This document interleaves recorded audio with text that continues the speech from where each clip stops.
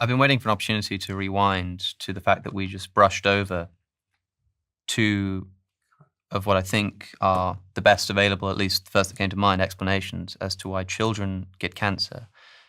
And I just wondered, as a question, whether you consider whether your explanation sounds to you as your explanation sounds to you, as I think both of them sound to me, and I don't know how they sound to you, Stephen. But the idea that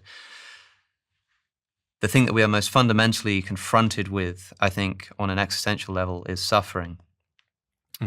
And there's our own suffering, and then there's the suffering of others, and the seemingly meaningless suffering of a child who's undergoing cancer and does not survive it.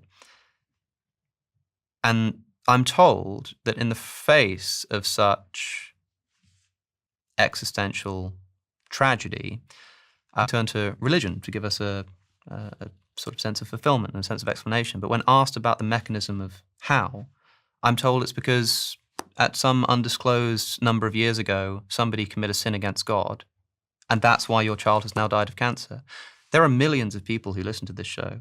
There will be people listening to this whose children have died of cancer. I wonder if that brings them any kind of consolation. Well, I don't. Similarly, the idea that, maybe it's some disgruntled angels who didn't want to come down to earth for too long, and so if anything, you're actually doing them a favor by killing them of cancer. I don't know if that's bringing the kind of fulfillment that people are looking for. What's your answer to that? I don't think I have one, but I don't like people professing that they do have an answer, but when it comes down to it, actually saying something which I think will provide the opposite effect. And I don't mean this personally. I mean as a point of religious explanation. The idea that this is going to bring comfort. Everyone's going to get a chance to respond to this. Sorry. The idea that this even approximates an explanation as to why this happens. I would ask you to consider what you find more likely if we assume that we are essentially existing here as accidental organisms just competing in a struggle for survival with no endowed meaning or supervision.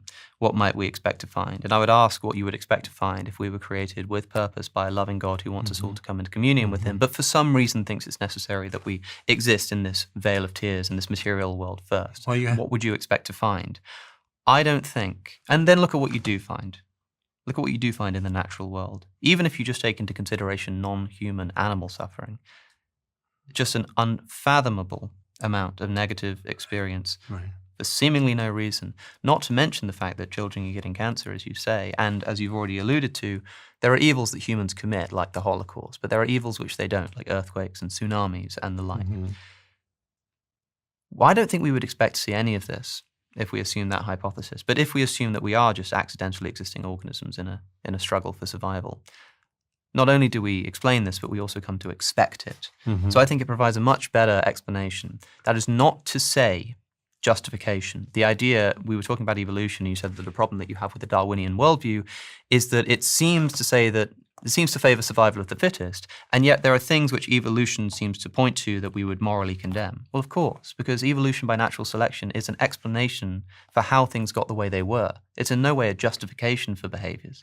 It doesn't even function that way. No scientific theory of why things happen are any kind of justification, any more than Newton's laws of gravity are a justification, a moral justification for the motion of the planets. That's, of course, it's not the case. It's just an explanation. But I just really want to drive home this point, that it has to do more. If you want religious traditions to do what you claim that they do, which is provide existential comfort for people who are suffering, you have to do more in the face of children dying of cancer than some reference to mythical human beings who existed or in a way that is completely unintelligible. There's a lot there, okay?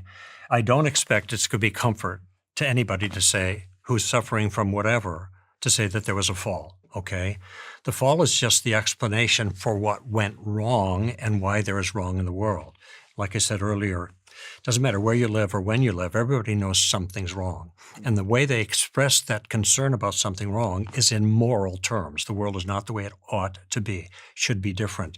And then when you give examples of it, sometimes there's natural evil, but generally it's examples of moral evil, what we would call moral evil, okay? Things that people shouldn't do, okay? That's why I particularly avoided those. No, right. You didn't include any examples. But the implication is, and this is where, Richard Dawkins' famous statement that this is exactly the kind of world we'd expect if there was at the basis, no design, no justice, no evil, no good, nothing but blind, pitiless indifference. Well, Well, I actually think this isn't the world that we find, the one he just described. Yes, it's a world filled with suffering, and there's a way of explaining that, which you just did. There's also another way of explaining it that has a solution, okay? What is that explanation?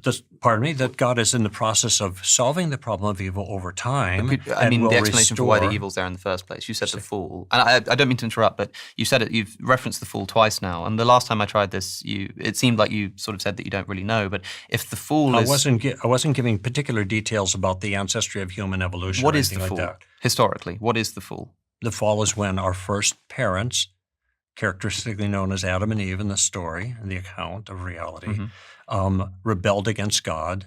And when they rebelled against God, they disobeyed him is what's important. He had given them a restriction. They disobeyed that. And when they disobeyed that, they broke their relationship with God through rebellion. They broke their relationship with each other. They broke their relationship with the environment. All of that had these kind of cosmic effects. There's a solution, though. That's just the first three chapters. Do you know what the command was? Let me just finish the thought. Okay. The principal issue is rebellion or disobedience. Okay, there are different ways it's characterized, but that's the point, in my view, the disobedience. Okay. Of what, though? Pardon me? Disobedience of what? Like, what was it that was disobeyed? God told them not to do one thing. What was Don't the thing? eat from the tree of the knowledge of good and evil, and they disobeyed. Do you interpret that literally? Pardon? Like an actual tree and an actual fruit? I do take that as a straightforward account, but that's not the important part. I don't want to get So children caught get up cancer because somebody Pardon me? ate... So children get cancer because a few million years ago someone ate a fruit? Let me just back up and give you the entire Like literally. account. This Okay, would be, please. This would be, I think, more helpful. I'm not trying to be This- difficult, by the way. I just really... I don't want to just brush over these points when we Right. reference... I mean, people listening might be like, I've never I heard of this understand. fool, I've I never heard of Adam understand and Eve, and entirely. Okay. they'll need to know what The you're point talking I'm making about. is that there was a disobedience by human beings that had an impact on their relationship with God, which they were created for, and had an impact on the rest of the world. And since then, that problem of evil, broadly writ, since then the world's been broken, and God has a plan for bringing that back together, not only for making the world whole again, but also for bringing human beings back in proper relationship with him when they're in rebellion with him. And this is where Jesus comes in. Now, I've written a piece called The Story of Reality, a book that's meant to characterize that in fairly clear terms. In more general terms, it isn't meant to answer all of these questions because some of them, frankly, are imponderables. But the larger picture can be understood and is in the story. It's in the account of reality in the scriptures, in the Hebrew scriptures and in the Christian scriptures. They form a unit, okay? And these are the things that Jesus spoke to. And Jesus took these things seriously based on what he had to say about these particular things, okay? So because broadly speaking now, because we live in a broken world, there is an answer that we have to that. We have a possible answer. You know, it was Bertrand Russell who famously said, how are you going to talk about God when you're kneeling at the bed of a dying child, which I think is very emotionally compelling. But I listened to philosopher William Lane Craig, who you also know, I think, who said, what is Bertrand Russell, the atheist, going to say when he's kneeling at the bed of a dying child? He's Tough luck, too bad, that's just the way it goes. There is no answer that he has.